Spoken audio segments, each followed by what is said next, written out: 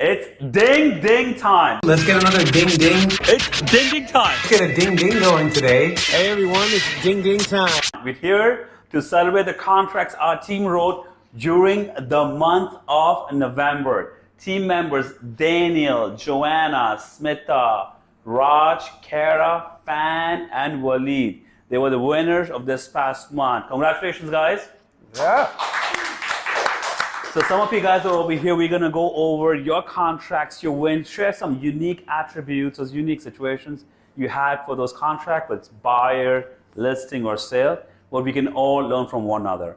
But as a summary, we wrote 19 contracts during the month of November, $12 million, a little over $12 million, 8 buyer contracts, 1 rental, 6 listings for lease, and 4 listings for sale for approximately $6.7 million. So, do you want to go down the list? Yeah, let's do it. So we'll kind of go in order in the room. So first up is Kara. Kara, you did a rental, a listing rental in Stafford. Tell us about that. Yeah, so I actually helped these clients close on their home in November. They purchased their first home, a younger husband and wife. Well, their parents are going to move in with them and they're all going to live in their new home. So we took their parents' house and have it on the market for rental. Awesome. Great job. Way to connect with them. And obviously they like your service. That's why they referred you to the family. So great job. We have Waleed is up next. He did a buyer contract in Cyprus as well as another one in Conroe. Maybe you want to talk about those. And Waleed, all these contracts are investor specials. Yes. Yes? And all of them happen to be physicians. All of them. Yeah, doctor special, investor special. That's right. Yeah. All of them have been doctors. All of them have been first-time investment clients. Okay. So it's their first investment. So it's been very unique to deal with all of them and their mindsets and what they look for. Some of them want to save it for their kids. Some of them are really hungry to get positive income coming in. So just working with them, understanding them, how to structure those deals. Has been, What price range are these homes in? anywhere from like 250 to 400. 251. One of them is a build inventory home with a builder partner where it was listed over $300,000 and he got it for $250,000, right? And the other one is an investment home close to a neighborhood that has private planes in the backyard. Yes. All sounds exciting, man. Which one are you going to talk about first? Let's do the plain one. Let's do that. So there was a neighborhood in Cyprus that I'd never seen, and basically behind it was a small knit community where you land your plane and you park it in your driveway and you go home. And it was really cool. I never knew there was that type of community in Houston, so I was really shocked. And then for Cyprus, that one was roughly listed for $320, and the builder was having their physical year-end sale, where we came in with the cash deal for $250,000. And they took that offer. So knowing about inventory is one thing, but knowing about the builder's financial year end was critical because they had to meet the numbers. I mean, from 320 to 250. Wow. That's phenomenal. That's great. When people say they're not investment homes in Houston for $250,000, well, there are plenty of them. Phenomenal job, Waleed. Great job. Doctor special? Yeah. Love that. Okay, next up we have Smita. Smita did a few deals in November. We had one on the Oval Street. We had one on Heather Meadow, both buyer contracts, as well as a rental in Tomball. So we going to talk about that? Sure, I'll talk about the Oval Street, 25 the Oval. This is in Sweetwater. It was a great deal. I think it's been sitting on the market for a while, and we got a buyer for it. The lot is fantastic. It's on a golf course, and my buyer is planning to demo the house and build a brand new, huge custom home. So Smita, these clients, you've known them for years. Yes. And they have access to a lot of realtors in the Houston market. We met them socially, through networking events, personally. But then doing business with friends and family members, finding them a $1 million plus lot, but it's also finding the right builder partner. It's a process. Mm-hmm. How did you go about working with your friends, clients, finding them an opportunity? Because they could have bought a lot anywhere. They've been looking for some time. They looked at built up homes, also tear down. So share with us your strategy to engage with them and to demonstrate the value of buying this specific lot or tear down. Sure. So it is interesting. I am doing more deals with family and friends.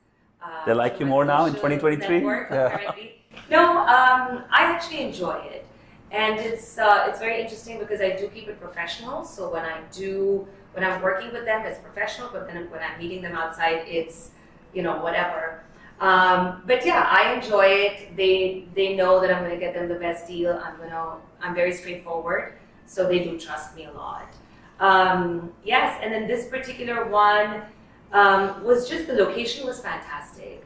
And they wanted something in the area specifically. They wanted to be able to build their own home. And, just this particular home was built in the 1980s. So it was a great opportunity to just take that, utilize the lot, build a new custom home that actually uses the golf course view and all of that. And it's going to be amazing. But finding the right builder partner is So a we're still- critical yeah. piece of the equation. It is, and it's not easy because there's a lot of different moving parts. So yeah, we're still in that process. We're still trying to finalize a builder partner who will build their custom home.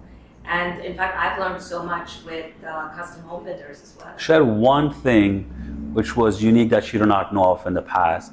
The working and talking to these custom builders, that was an aha moment for you that you had not been aware of in the past. So I just learned something very technical a Yeah. couple of days ago, that apparently the survey is when you're demoing the home, you have to demo the home first and then you take a new survey because the levels of soil and stuff determines what you can put on it, which I didn't know because we thought we could just use an older survey and just go forward with it.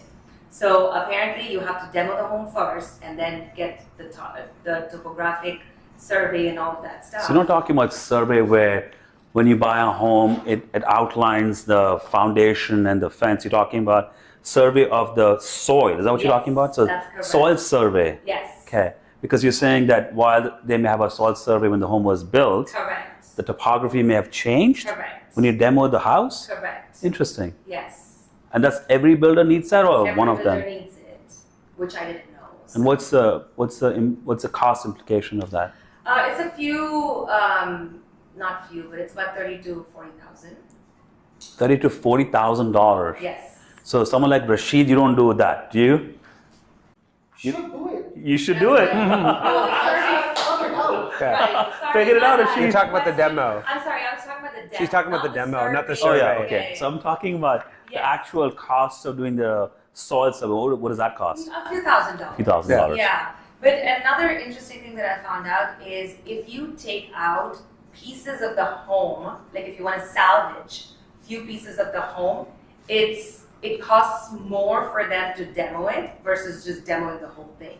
I see. So it's for somebody who's demoing the builder, it's just easier to just tear down the whole thing together instead of having to go in and salvage a few pieces and stuff like that. And this may not apply over here, but did you not also have a strategy for Habitat for Humanity? It does actually. Is that relevant in this case? Yes. Give us a quick overview about what does that mean, Habitat for Humanity, and what's the benefit to the buyer who bought the lot? It's one to either way. Yeah. Either we Sam, can. do you want to go ahead? Yeah, essentially, there's a strategy where people who are looking to tear down homes, typically, as Smita mentioned, you just tear down the home and it's done. But if the home has some value to it, a lot of the materials, the flooring, the cabinets, fixtures, things like that, can actually be used by Habitat for Humanity in their restore. So if you demo it in a certain way, as Smita was saying, kind of piece by piece, it is a little bit more expensive to demo it that way, but you can actually get a huge tax benefit by doing so, and it changes the numbers. So it's actually a really, really cool strategy. So if somebody is buying a house or lot, or actually a home on lot value, and the total site is $1 million, and they're gonna gut the house down for $30,000-$40,000, but with Habitat for Humanity, when you provide them the materials used to build a home, the tax benefits could be a few $1,000s, $100,000. Give a perspective on $1 million home. So Well, I believe it depends. it really Okay. depends, yeah. Because it also depends on the time of the year. Okay. Because it is possible that Habitat of Humanity at that time has enough inventory Okay. that's sitting in their warehouse Are we still talking about 5, 10, 20, or 50, for $100,000? about 30 to 50,000. That's all you get from Habitat of Humanity? Pretty much. Okay, so it's not hundreds of thousands of dollars, but still is some financial It, benefit. it'll really depend on the value of the thing that you're demolishing. Like Got if it. it's a smaller house, you can get a value like that. If it's a larger house, there's more materials to donate, so thus you get a bigger write-off. So They can the, any the homeowner- value of the write-off can go anywhere from a couple $100,000 It can. all the way up to 5, 6, 7, 800,000. I've seen it, Okay. right? So it just really depends on the size of the house. And can anyone engage with that company or that organization, or is it, what's the process? Yeah, I mean, it's basically reaching out to them, explaining what you have. They come out and do an inspection.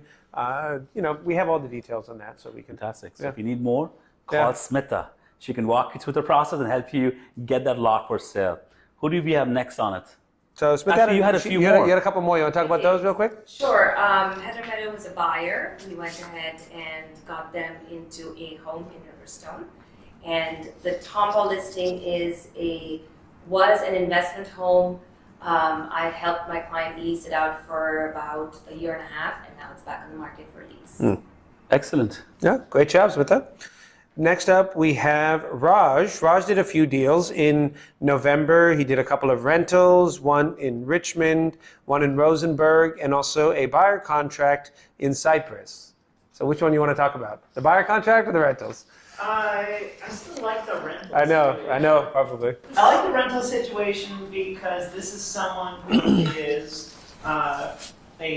from my neighborhood where I live, and I fostered that relationship to the point where we were just handling his listings, but now he's using us to purchase these properties. So I like how that relationship has developed, as well as he's made it a point many times to compliment the transactions team for all the efforts they make in getting him great tenants, and just all the smooth transitions. So those are the rental ones. And I helped $1 million first-time home buyers, which was a fantastic experience. They were first-time buyers or first-time $1 million buyer? First-time home buyers. And they bought the first home on a $1 million price tag? Ish, yeah. Wow. I mean, again, it's they've got a great story. They're relocating from Saudi Arabia, and they are beyond excited. They close tomorrow. So, Wow. Yeah. So international client Yeah. looking to move to Houston. They have a price tag of $1 million, but first-time homeowners in Texas. Correct. What was the most challenging part working with them in terms of process, or because they're first-time buyers in Houston or Texas? Yeah. So I think what was great is that I got them in spurts. Like we had a Zoom relationship for quite a while where I would do video tours. Then they visited here in May, and the goal was their friend circle, who've all kind of relocated from Saudi. They're just kind of like trying to recreate that Aramco vibe. So they were looking in Sugarland, Richmond, and then they started to expand the footprint.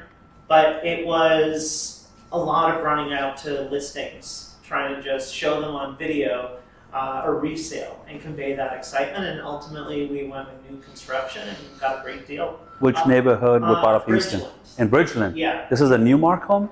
This is a Newmark home. Yeah, Newmark home on the water, absolutely stunning finishes, and east facing. Fantastic. Great job, Raj. Who do you have Okay. next? So excellent. We have a few other ones. Folks couldn't be here. Johanna did a deal in Brookshire, helping a buyer purchase a home at 280. Laura helped a buyer purchase a home in Missouri City. We also had Fan, who did a listing rental in Cyprus. And then we had a few listings for rent. We had a buyer contract. We had a couple listings for sale. We had a commercial lease for sale as well, which makes up the grand total. Grand total of about $12 million. And this month, Jacob and Crystal, you're in hot seats, right? We had Kara, Waleed, Smita, and Raj get some success in November. We have 15 days left in this month. And here comes Super Ed. Yeah, just in time. Just in time. What's your commitment for this month? Gonna get some contracts in? Yes. How about you, Jacob? Love to, yeah. Fantastic. So that was a ding for the month of November. Daniel, Johanna, Smita, Raj, Kara, Fan, and Waleed wrote some contracts. Yeah. $12 million. We had 8 bar contracts, 1 rental, 6 rental listings, 4 listings for sale, and 19 total contracts. That's a great month wrap up. Great job, guys. Congrats. Good job. Let's get another ding ding. It's ding ding time. Let's get a ding ding going today. Hey everyone, it's ding ding time.